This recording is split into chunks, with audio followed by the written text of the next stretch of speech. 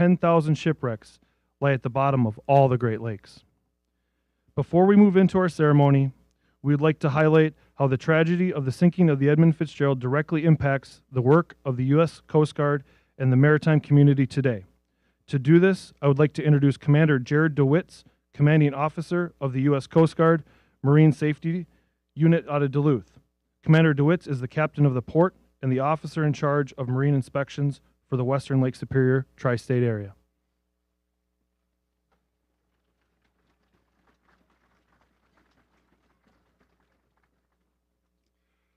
Well, good evening, and thank you, Director. It is a pleasure and an honor to be here today. This is an amazing turnout. I'm floored. This is fantastic. This is the first time the Coast Guard has participated in this event, and I just want to recognize the folks here on the stairs. They represent most of the units here in Duluth. There's the Aids to Navigation team. There's the Marine Safety Unit. There's the Coast Guard Cutter Spar, and the Coast Guard Station Duluth here with us today. So 22 or so of our folks. Please, round of applause.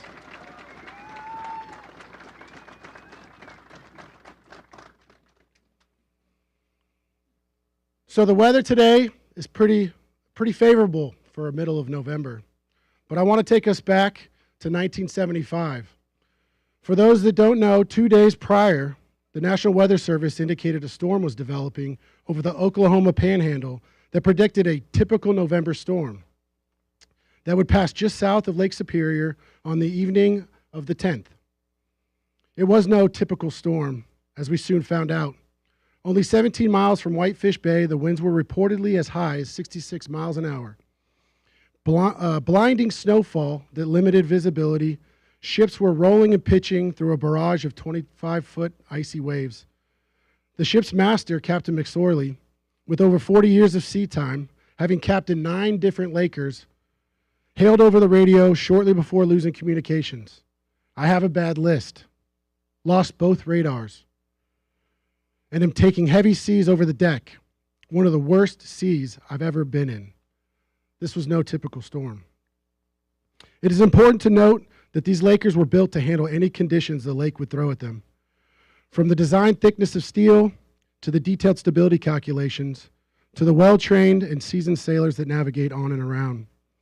But when a series of independent failures align at the same time, you get what we call the Swiss cheese effect. And that's when casualties occur. Immediately following the major loss, like the Big Fitz, the Coast Guard forms a Marine Board of Investigation to collect facts and evidence, determine the cause, and ultimately make recommendations to the Commandant on how to prevent future occurrences. The Fitz investigation uncovered many safety concerns, but I wanted to quickly capture some elements of then and now. In terms of life-saving, while experienced mariners take up positions on the watch quarter station bill, the thought of emergencies were not at the forefront in 1975. Oftentimes, training on launching and operations of life-saving equipment was not even done. It's hard to believe that adequate in-water protective equipment was not required. Now, when crews sign aboard, they are issued individual immersion suits, and abandoned ships are done routinely, probably ad nauseum if you ask any of the crew members. But they are prepared. It's hard to believe that the Fitz did not have a depth sounder installed on board. 1975 NOAA charts did not have very good shoaling indicators, and once a ship lost communication and presumably sank, there was no way for anyone to know for sure. The Arthur M. Anderson's crew, heavily involved in the efforts to valiantly guide the Fitz, could not confirm her status, and this likely caused delay in the response efforts. With all that said, the technology has now allowed our ships to have real-time electronic charting that is accurate up to centimeters, with alarms and signals for grounding and collision avoidance. They also carry electronic position indicating devices that will float free automatically to rapidly assist with immediate notification and search and rescue. Lastly, it is well known that a major contributing factor to the sinking of the Fitz is the loss of buoyancy resulting from massive flooding in its cargo holds. The watertight envelope of a ship is critical to combat seas washing across the decks. Over time, the steel experiences wastage or damage that can compromise this. Nowadays, These ships are thoroughly inspected and require to have high-level alarms and cargo holds inside their cargo holds, as well as the ability to remove that water.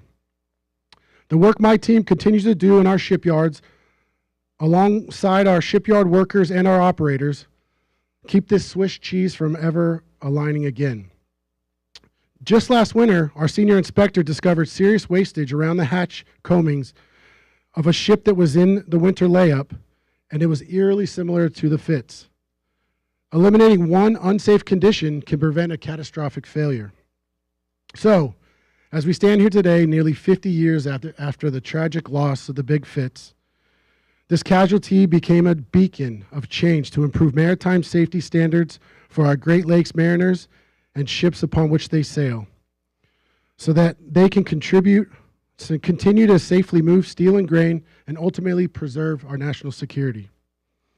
With that, I'd like to post the Coast Guard colors.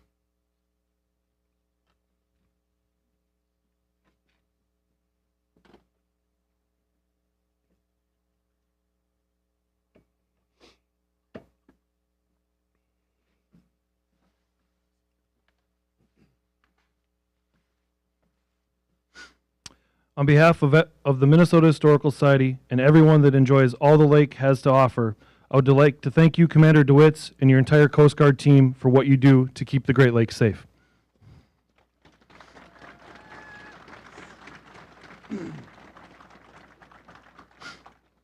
Now, as we gather to remember the crew of the Fitzgerald, I'd like to take a moment to explain the tradition of the muster of the last watch. The muster is a traditional nautical ceremony of remembrance to honor the lost crewmen while lost at sea, including the ringing of a ship's bell. Traditionally, if the crew was lost while the vessel was underway, the ship's bell was rung when the lost crewman's watch was mustered, and his name was called for the first time following his loss. The ringing of the bell took place of the crewman answering "aye, aye," so his place in the watch was not lost. When a vessel and all hands are lost, such as the Edmund Fitzgerald on this day 48 years ago, the ceremony is performed for the entire crew, usually ashore. It is referred to as the muster of the last watch, and it honors the crew by name. To this, we have added a 30th and final toll for all the lost sailors on the Great Lakes and the lighting of the decommissioned Split Rock Lighthouse beacon at the conclusion of the muster of the last watch. We will precede the muster of the last watch with the singing of the Navy hymn by Paul Waterman, Roger Reinert, Devani O'Brien, Aaron Blazovic. After the beacon is lit, the lighthouse will reopen and remain open until 6 p.m. Before we do this, I would like to invite Roger Reinert to explain the tradition of the Navy hymn.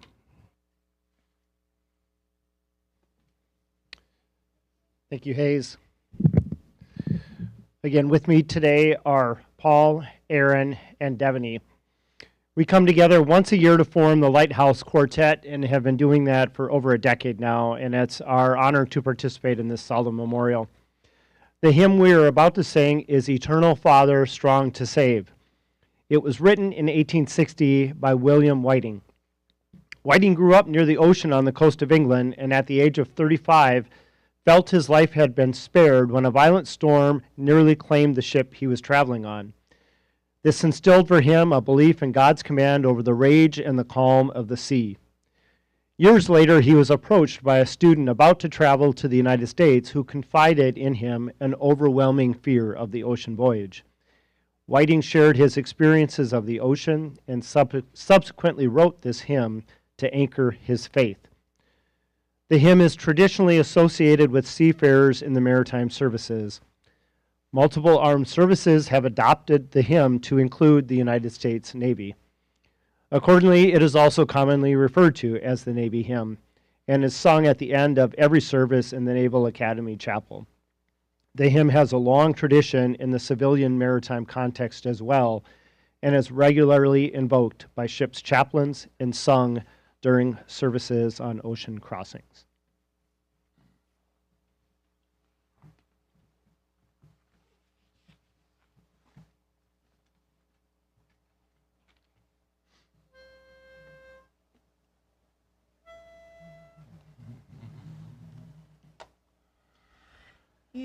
Eternal Father, strong to save, whose arm who bids the mighty ocean deep its own appointed limits keep. Oh, hear us when we cry to thee for those in peril on the sea. O Savior, whose almighty word the winds and waves submissive heard, who walkest on the foaming deep, and calm amid the storm didst sleep. Oh, hear us when we cry to thee for those in peril on the sea. O sacred Spirit, who didst brood upon the chaos dark and rude, who badest its angry tumult cease, and gavest light and life and peace. Oh, hear us when we cry to thee for those in peril on the sea. O Trinity of love and power, our brethren, shield in danger's hour, from rock and tempest, fire and foe, protect them wheresoe'er they go. Thus evermore shall rise to thee glad hymns of praise from land and sea. Amen.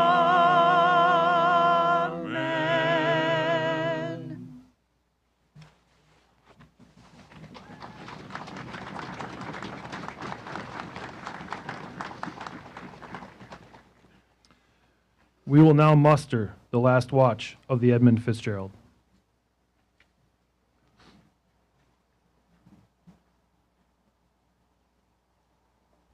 Michael E. Armagost, 3rd mate. Frederick J. Beecher, porter. Thomas Benson, oiler. Edward E. Binden, first assistant engineer. Thomas D. Borgeson, AB maintenance man.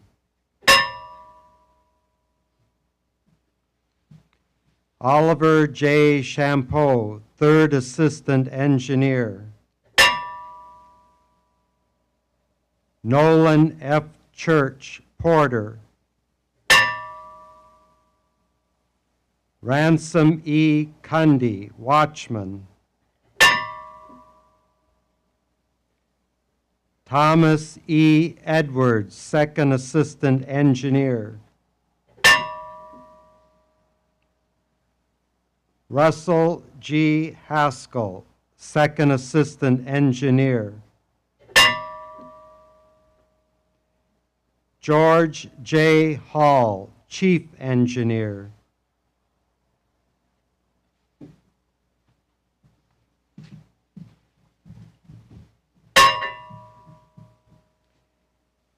Bruce L. Hudson, deckhand. Alan G. Coleman, 2nd cook. Gordon F. McClellan, wiper. Joseph W. Mazie, special maintenance man.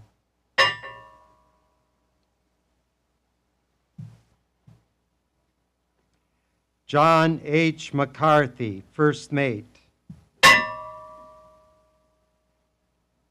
Captain Ernest M. McSorley, Master. Eugene W. O'Brien, Wheelsman. Carl A. Peckel, Watchman. John J. Povich, Wheelsman.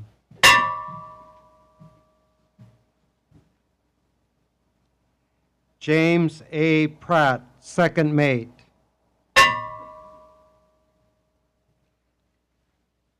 Robert C. Rafferty, Steward. Paul M. Ripa, Deckhand. John D. Simmons, Wheelsman. William J. Spangler, Watchman. Mark A. Thomas, Deckhand.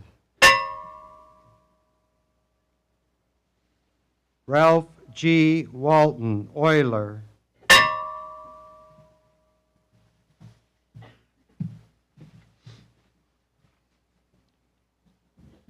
David E. Weiss, Cadet.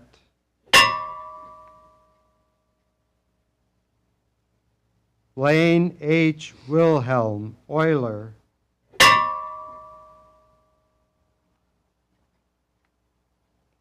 We'll have a final toll for all those lost sailors on the Great Lakes.